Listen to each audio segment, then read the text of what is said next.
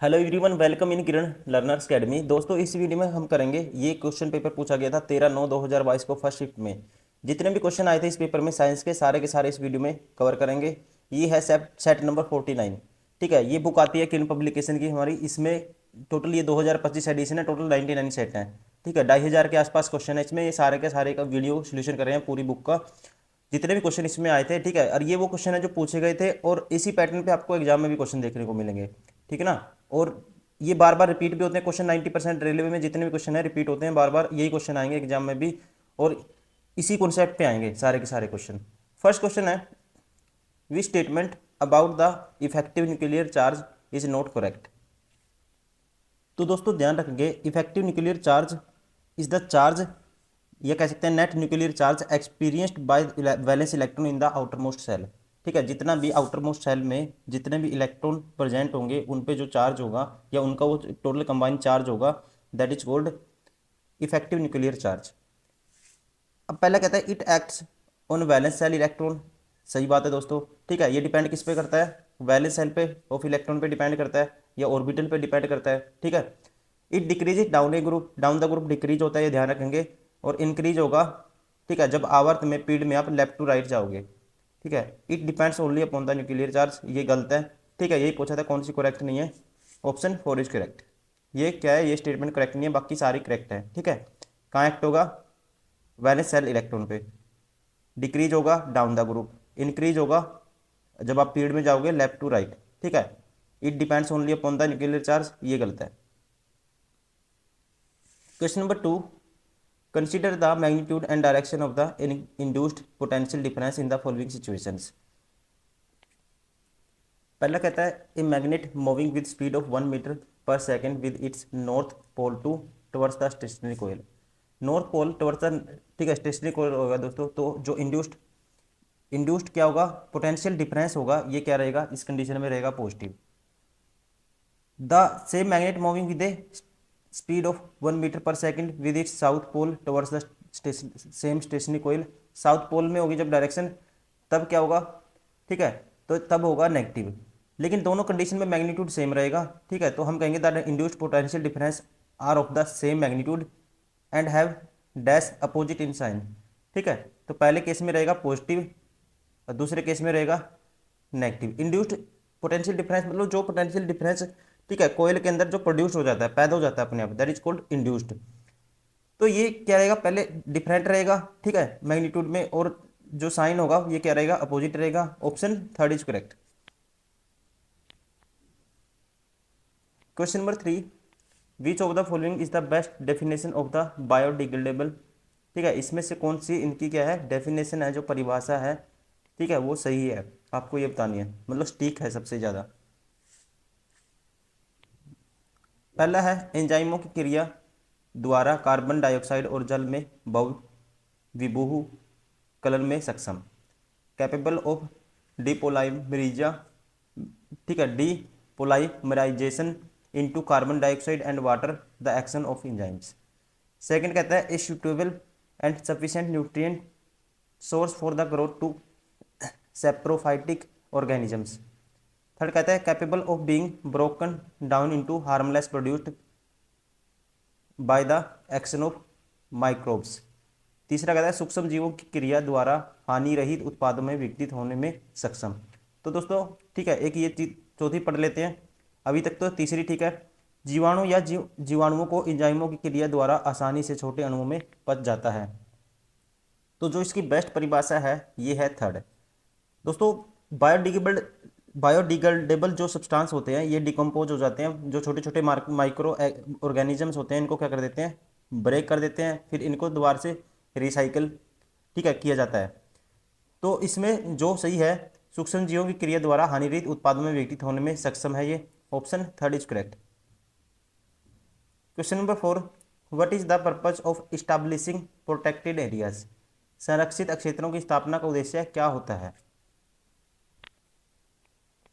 इसका मेन उद्देश्य होता है, पहला कहता है मानव बस्तियों के निर्माण को रोकना, ये नहीं है दोस्तों। ठीक है, जो मेन बताना आपको, मेन पर्पस क्या होता है, पर्यटन स्थलों को विकसित करना, ये भी नहीं है मेन। लुप्त प्राय जानवरों की रक्षा करना, ठीक है, हो तो सकते हैं ये सारे, लेकिन मेन बताना प्राकृतिक पारितंत्र की संरक्षित संरक्षित करना मेन होता है इसका। क्यों होता है दोस्तों? ठीक है, क्यों स्टैब्लिशमेंट होती है, मेन जो होता है इसका प्रोटेक्टिंग द नेचुरल इकोसिस्टम को बचाने के लिए। Option 4 is correct. Question number 5, identify the false statement regarding the circulation of blood in fishes. मछलियों में रक्त परिसंचरण के संबंध में गलत कथन का पहचान कीजिए। पहला है blood from the ventricle goes only to the gills. ये ठीक है दोस्तों पहला। ठीक है, नीलिया में रक्त केवल कलोमों में जाता है। Blood is sent from the gills to the rest of the body. ये भी ठीक है। ठीक है, जो गिल्स हैं, ठीक है, से रक्त शरीर के बाकी हिस्सों में जाता है, जो इसके गल्स हैं वहाँ से बाकी हिस्सों में जाता है। Two chambers are provided double circulation. Double circulation नहीं होता दोस्तों, ध्यान रखेंगे। क्या होता है इसमें? फिश में सिंगल सर्कुलेशन सिस्टम होता है, 2 चैम्बर होते हैं और सिंगल सर्कुलेशन सिस्टम होता है। ये तीसरा गलत है, ये बताना था आपको। ठीक, गलत कौन सा है? Blood from the body enters the auricle. ये भी ठीक है। ठीक है, ऑप्शन 3 इज करेक्ट। ये क्या है? गलत है, ये बताना था आपको। Question number 6, A concave mirror has a dash towards the centre of sphere with police dash the centre of curvature. 6 में देखो, जो कॉनकेव मिरर है दोस्तों, कॉनकेव मिरर में सेंटर ऑफ कर्वेचर क्या होता है? ये होता है इन फ्रंट ऑफ, क्या होता है ये इसका फ्रंट साइड होता है कहीं। सेंटर ऑफ कर्वेचर इस साइड पोलिस होती है। कहते हैं concave mirror has a dash towards the centre of curvature. Depression मतलब कि अपोजिट विद द पोलिस, और होगा, ठीक है, dash the centre of curvature opposite to the centre of curvature. इसका आएगा ऑप्शन 4 इज करेक्ट। ठीक है ना। इसके अपोजिट पोलिस क्या होती है? इसके अपोजिट होती है वक्रता केंद्र के विपरीत पोलिस करने से अवतल दर्पण में गोलीय केंद्र की ओर क्या हो जाता है? अपोजिट हो जाता है, अपोजिट है। ठीक है, अवनमन होता है। कौन सा ऑप्शन होगा? Option 4 is correct. ये क्या होता है? वक्रता केंद्र होता है, centre of curvature in front होता है किसके? रिफ्लेक्टिंग सरफेस के। Question number 7, during the preparation of NaOH sodium hydroxide chlor alkali process which of the following ion migrates towards the cathode. अब एनोड और कैथोड दोस्तों ये दो टर्मिनल होते हैं। अब देखो, जो NaOH है ये टूटेगा Na पॉजिटिव OH नेगेटिव में। एक होता है कैथोड, एक होता है एनोड। एनोड पे क्या होता है? पॉजिटिव चार्ज होता है, कैथोड पे होता है नेगेटिव। तो ये पॉजिटिव वाला, ठीक है, विच of the following ion migrate towards the cathode. Cathode की तरफ कौन सा जाएगा? नेगेटिव की तरफ कौन सा जाएगा? जिसके ऊपर पॉजिटिव चार्ज होगा। ठीक है, तो एनोड पॉजिटिव है, ये इसके साथ क्या होगा? रिएक्शन करेगा, या इस पे ये इसको न्यूट्रल करेगा, चार्ज को किसके साथ जाएगा? कैथोड के साथ। तो कैथोड की तरफ माइग्रेट होगा Na positive. Option 2 is correct. Question number 8, which organic compound does not belong to the same homologous series as the other 3। Homologous series में ये मीथेन है। ठीक है, मीथेन क्या है? पहला मेंबर माना जाता है होमोलोगस सीरीज का। उसके बाद सेकंड मेंबर इज, ठीक है, कौन सा होगा? इथेन होगा। और ध्यान रखेंगे जो होमोलोगस सीरीज है ना, इसको डिफ्रेंशिएट करते हैं दोस्तों CH2 ग्रुप से। ठीक है, इसमें देखो CH2 का फर्क आया। फिर थर्ड जो मेंबर होगा वो होगा C3H8। ठीक है, CH2 का डिफरेंस आएगा, फिर ये आएगा, तो ये इससे बिलोंग नहीं करता। ठीक है, ये इससे बिलोंग नहीं करता। ये क्या है? फोर्थ मेंबर है। ठीक है, ये तीनों क्या है? सीक्वेंस में है। ये क्या है और ये क्या है? ये होमोलॉजी सीरीज में नहीं आएगा। ठीक है, बाकी किस में आते हैं? सारे के सारे होमोलॉजी सीरीज में आते हैं। ठीक है, ये इसमें बिलोंग नहीं करता, ध्यान रखेंगे। ऑप्शन कौन सा हो गया? Option 3 is correct. Question number 9, which of the following should be manage to ensure sustainability. संधारणीयता सुनिश्चित करने के लिए निम्नलिखित में से किसका प्रबंधन किया जाना चाहिए। ठीक है, ये किसका किया जाना चाहिए? नेचुरल रिसोर्सेज का। Option 2 is correct.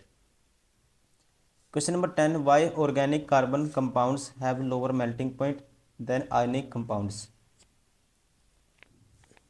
ठीक है, ये आपको बताना है। तो आप ध्यान रखेंगे जो आयनिक कंपाउंड होते हैं ये सॉलिड होते हैं। All solid at room temperature पे क्या रहते हैं? ये सॉलिड रहते हैं। इस वजह से इनका क्या होता है? कह सकते हैं वेरी हाई मेल्टिंग पॉइंट। लेकिन जो दोस्तों ये मॉलिक्यूल होते हैं जो कोवलेंट बॉन्ड बनाते हैं, ठीक है, जैसे कि कार्बन, कार्बन कंपाउंड हो गए, ये क्या बनाते हैं? कोवलेंट बॉन्ड बनाते हैं। और इनके जो बीच वांडर वाल फोर्सेस होती है इनके एटम के बीच, जब ये बॉन्ड बनाएंगे वो क्या होती है? कम होती है, वीक होती है, जिसकी वजह से इनका क्या है? मेल्टिंग पॉइंट लो होता है। ठीक है ना। क्या होता है, मेल्टिंग पॉइंट लो होता है और बॉइलिंग पॉइंट इनका क्या है, आयनिक कंपाउंड से कम होता है। तो कौन सा होगा ऑप्शन, अब ये पढ़ने हैं हमें, presence of ionic why organic carbon atom compound have lower melting point than ionic compound.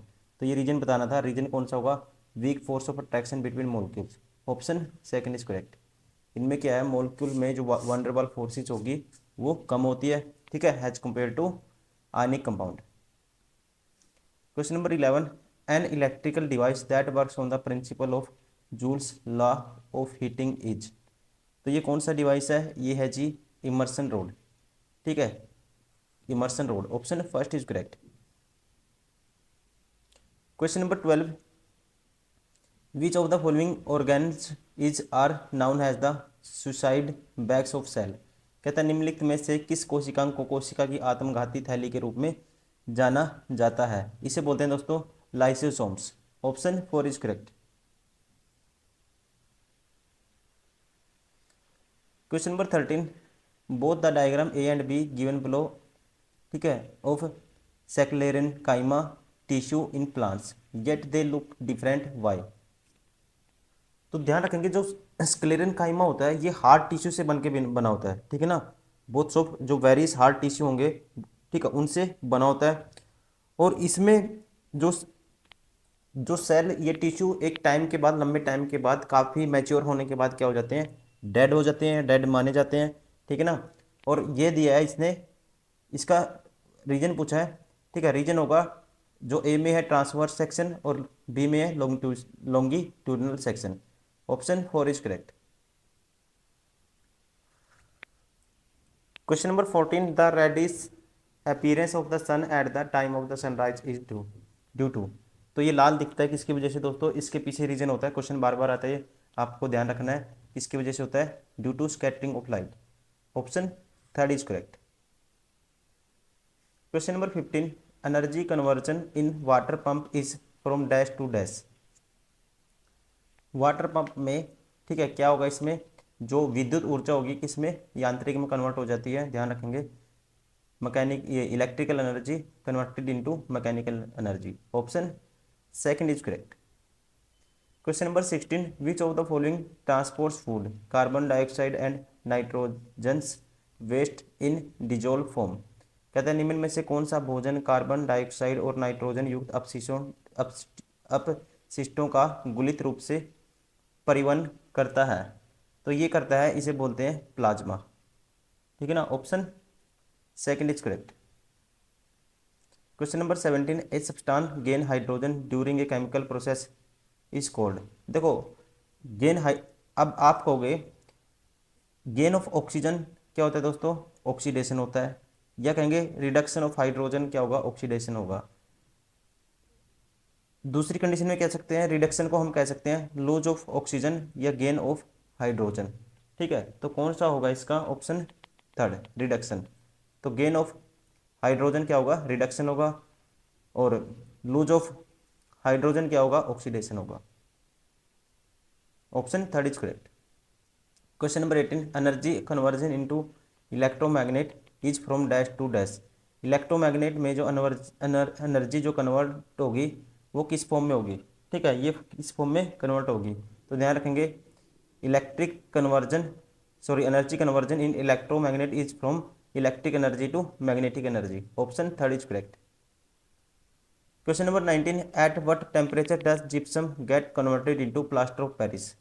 Gypsum, ठीक है, किस टेम्परेचर पे प्लास्टर ऑफ पेरिस में क्या हो जाता है, कन्वर्ट हो जाता है। जिप्सम का फॉर्मूला क्या होता है दोस्तों, ठीक है, जिप्सम का फॉर्मूला होता है CaSO4 2H2O, ठीक है। अब ये कौन कितना टेम्परेचर होता है, आप ध्यान रखेंगे ये होता है 373 kelvin. Option third is correct.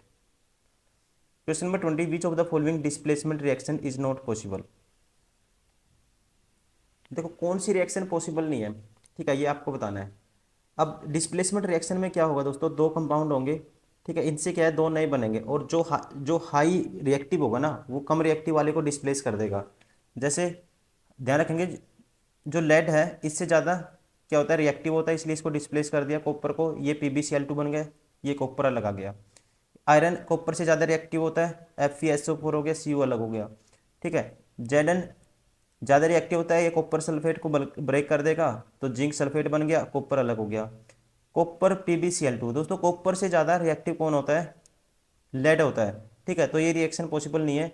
यहाँ से कॉपर लेड को ब्रेक नहीं कर सकता, इस कंपाउंड से तोड़ नहीं सकता ये, क्योंकि ये कम रिएक्टिव होता है। ठीक है ना। तो यहाँ पे अगर Pb आता तो रिएक्शन बन जाती, लेकिन ये तो ज़्यादा रिएक्टिव, ये तोड़ नहीं पाएगा, ये रिएक्शन पॉसिबल नहीं है। Option 4 is correct. Question number 21, the refractive index of two transparent media is A and B are 3/2 and 4/3 respectively. The refractive index of medium A with respect to the medium B is equal to. आसान question है। ठीक है, refractive index दिए mu A with respect to mu B निकालना आपको with respect to the medium B. तो इसकी value 3/2 है दोस्तों, और इसकी वैल्यू 4/3 है। ये 3 ऊपर चला जाएगा, नीचे 8 हो जाएगा, ऊपर 9/8 हो जाएगा। Option 3 is correct. Question number 22, the light from point source is reduced riddled parallel by a concave mirror. What is the position of the light source. कहते हैं किसी बिंदु स्रोत से आने वाला प्रकाश एक अवतल दर्पण द्वारा समानांतर प्राप्त होता है। प्रकाश स्रोत कहाँ स्थित है? तो प्रकाश स्रोत लाइट कहाँ इकट्ठी होती है? सारी की सारी फोकस पे। ठीक है, तो ऑप्शन 3 इज करेक्ट। तो कहाँ पे है दोस्तों position of the light source? कहाँ पे है? ऑप्शन 3 फोकस पे। Question number 23, if the current is doubled and potential difference is reduced to half, then क्या होगा? देखो V is equal to I R होता है। ठीक है, V is equal to I R होता है। अगर आपने क्या कर दिया दोस्तों, करंट को डबल कर दिया, करंट को, if the current is doubled, ठीक है जी, 2I कर दिया, and potential difference is reduce to half, और ये कर दिया हाफ कर दिया, तो आर पे क्या इम्पैक्ट पड़ेगा? तो यहाँ से आप कहोगे, तो आर पे जो इम्पैक्ट पड़ेगा दोस्तों, तो आर यहाँ क्या था? V/I था, बराबर है आर, और यहाँ से ये V/I, ये आ जाएगा V/4I हो जाएगा, बराबर आर के, और V/I की वैल्यू ऐसे रखूँगा 1/ ये होगा 4, और ये है आर के बराबर, ये इसको R2 मान लो, ये था मान लो R1। ठीक है, इसकी जगह रखोगे 1/4 ऑफ R1 बराबर R2। ठीक है, तो आप कहेंगे रेजिस्टेंस विल बी हाफ्ड, नहीं होगा, resistance will be become 4 times, resistance will be become 1/4, resistance will become double, 1/4 हो जाएगा दोस्तों। ठीक है, तो ऑप्शन कौन सा होगा? Option 3 is correct. Question number 24, what is the full name of ADSL, which is the technology that provides high transmission speed for video and voice to homes over a ordinary copper telephone wire। कहता है एक साधारण तांबे के telephone के तार के माध्यम से घरों में वीडियो और आवाज़ के लिए उच्च संचरण गति प्रदान करने वाली तकनीक ADCL का पूर्ण रूप क्या है?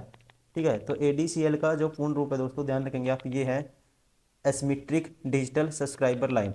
Option 4 is correct.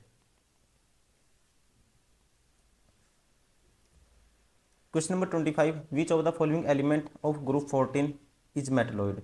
ठीक है, ग्रुप 14 में जो क्या है? मेटलॉइड है, ये आपको बताना है। तो ये है दोस्तों क्या है? जर्मेनियम। ठीक है ना, ग्रुप 14 में पाया जाता है ये।